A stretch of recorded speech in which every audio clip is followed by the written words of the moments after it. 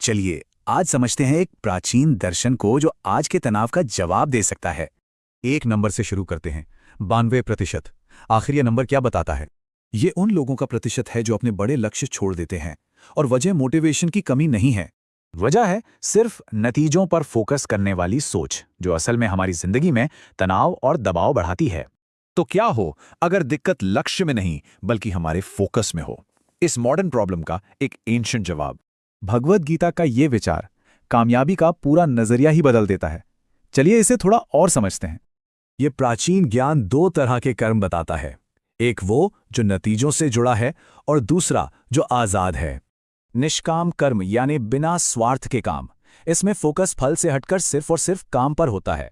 और मजे की बात यह है कि आज की गोल सेटिंग साइंस भी कुछ ऐसा ही कहती है। तो सबसे जरूरी बात क्या है कि प्रोसेस हमारे कंट्रोल में है, नतीजा नहीं। लेकिन सवाल यह है कि क्या नतीजों से ध्यान हटाने पर नतीजे वाकई बेहतर होते हैं? एक मेटा एनालिसिस में पाया गया कि प्रोसेस गोल्स का परफॉर्मेंस पर कहीं ज्यादा पॉजिटिव असर पड़ता है। जब फोकस प्रोसेस पर होता है तो मोटिवेशन बढ़ता है और तनाव और बर्नआउट अपने आप कम हो जाते हैं। ये प्रैक्टिस जुड़ी है माइंडफुलनेस से, मतलब अपने काम में पूरी तरह से प्रेजेंट रहने की कला। माइंडफुलनेस हमें भविष्य की चिंता से हटाकर हमारे एक्शन पर फोकस करने में मदद करती है।